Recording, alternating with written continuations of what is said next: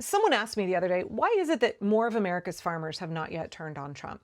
After all, he's cut farm to table programs, he's cut farm to school lunch programs, he's cut all kinds of funding for, structural improvements, drainage, climate resilience programs. He's cut all kinds of grant funding for farmers all across this country.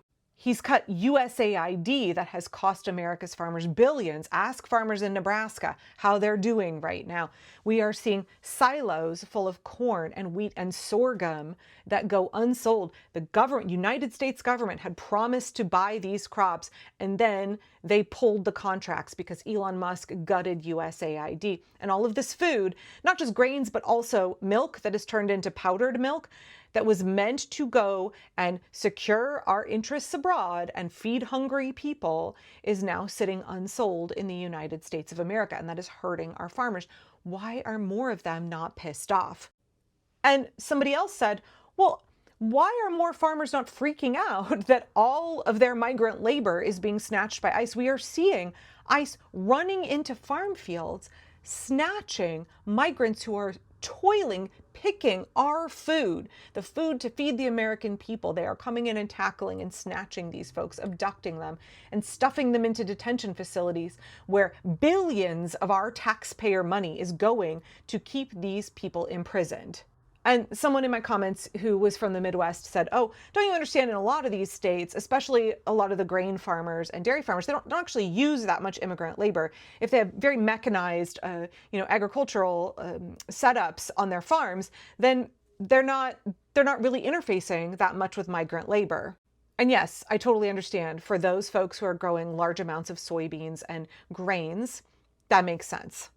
If you don't have to interact with brown people on a regular basis, you can dehumanize them more easily. You can justify what Trump is doing more easily. But there are farmers all around the country that rely heavily, heavily on migrant labor, especially where I am on the West Coast. And they are about to feel the hurt real bad. It's starting to be that time of year where more and more crops need to be picked. And while it was an issue earlier in the year, like in Florida and Southern California, we saw a little bit of farm laborers who didn't want to show up to pick strawberries and broccoli and citrus because they were worried about ICE. Well, now we are seeing the Republicans in Congress. Republicans are now the fascist party of this country, right? They are fully consolidated as a fascist party. They have now agreed to take billions of our tax dollars and expand ICE tenfold. The Republicans in Congress have now given Donald Trump $150 billion of our hard-earned tax money to create his own massive secret police force, his own Gestapo that will be terrorizing communities all over the country. There's $150 billion for raids, but $0 for Medicaid. Do not forget that Republicans did that. Republicans did that to all of us. And so now we are seeing a tenfold increase in the completely rational fear of our hardworking migrant farm workers who feed this nation. And guess what? Farmers all around the country, right at a time when cherries and soon plums and peaches and all kinds of other crops around the country are coming ripe, crops that by and large need to be picked and sorted by hand. There's a massive farm labor shortage because workers are terrified that they are going to be snatched off the job, that while they are working, someone will snatch them out of the field and they will never see their families again. I'd like to point you to a piece from Spokane Public Radio from last week. It's called "Fear of ICE Causes Labor Shortage for Washington Cherry Growers." We've had 200 years of migrant farm workers in this country traveling from Mexico up the West Coast, following the picking season to harvest our food. Now, we've also had 200 years of abusing those farm workers, exploiting them, refusing to pay them a living wage or giving them safe work conditions. Yes, one of the things I've said previously is that I hope at the end of all of this, one of the things that comes out of this is that we understand the people who pick our food, they deserve dignity, they deserve a living wage, they deserve safe working conditions. They also deserve justice, and the people who are doing this to them deserve accountability.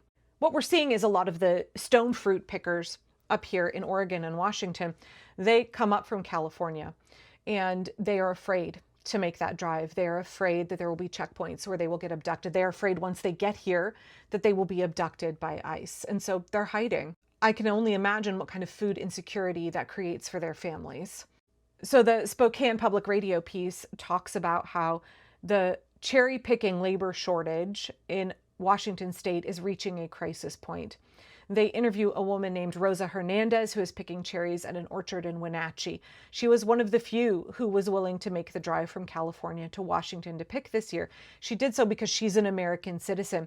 But she said even though she is a U.S. citizen, she was terrified to make the drive because she's a brown person. We are seeing ICE doesn't give a shit about your citizenship. If you look like you could potentially be an immigrant or have immigrant ancestry, if you happen to have any kind of an accent, if you speak Spanish, they don't care, they will snatch you. And there's no oversight for you. There's no protection for you right now. She talks about how she did the long drive up to Washington state and she was afraid to pull over at rest stops to go pee because they have heard that ICE agents are waiting at rest stops. They're waiting at gas stations to snatch people. One of the farmers that they interviewed said that he's really terrified they can't get people to pick their cherries and that impacts the financing of their farm. So when you couple the fact that fruit is rotting on the tree with the cuts in grant programs and the volatile economic circumstances in the United States, he's worried that what we're going to see is by next year, more and more farms will be going under. Even Fox News for Seattle, even Fox News is covering this story, saying the growers are not just worried about cherries, they are worried that these labor shortages will extend to apples, grapes, and many other fruits that are grown in Washington state, also grown here in Oregon. Fox News called immigrant farm workers essential to our agricultural system. They said growers across central Washington say fears of immigration enforcement and potential ICE raids are keeping workers away from the field and are currently threatening to leave millions and millions of dollars worth of cherries unpicked, rotting on the trees. The Fox News story went on to interview migrants who said they are scared to show up and that the fear will compound. It will get worse and worse as ICE escalates. And then, interestingly enough, there's a whole section in this article for Fox News readers that is called Why You Should Care. Not surprisingly, maybe. It doesn't say you should care because what is being done to our immigrant farm workers is inhumane, it's cruel, it's illegal, it's terrible, it's an ethnic cleansing in the United States. No. Why you should care, Fox News reader, is because Washington state is the nation's top producer of sweet cherries. And if the fruit is not being picked, that means that there is going to be a shortage and prices are going to go up. Even a delay, even if there's just a delay in picking, fruit is rotting on the tree. Fruit is an ephemeral crop, y'all. Fruit can't just sit there hanging out. You have to pick it when it's ripe. And so any delay, any shortage of labor for any period of time is immediately lost revenue. Now, this piece came out right before the big bloated budget bill got passed by Republicans in Congress. And, the Fox News take is hopefully lawmakers will consider the long-term economic impact of the agricultural labor force and even revisit immigration reform. I don't know how to make Republicans care about immigrants. I don't know how to make them have compassion and a conscience. I don't know how to make them be moved by the suffering that is being inflicted by our government right now. I don't know how to make them care about anything but their own pocket, their own personal suffering, their own negative experiences. And you could say at some point there's going to be such a severe shortage of labor on our farms that people are going to go hungry. It's going to impact the economy. And then folks will start to care. They will want things like immigration reform. I hope so. But also I am quite worried that this massive expansion of ICE abductions to 3,000 people a day, 3,000 non-criminals a day that are being stuffed into these concentration camps, that those will become forced labor camps. We've already seen Trump say that multiple times, that people in detention camps could be lent back to the farmers. But as of right now, it looks like there is going to be a shortage of all kinds of crops that are coming ripe over the next several weeks. It looks like there's going to be a shortage of what is available in the stores. There will be increased prices. Until we stop it, there will be increasing food shortages. Until we stop it, there will be increasing human rights violations.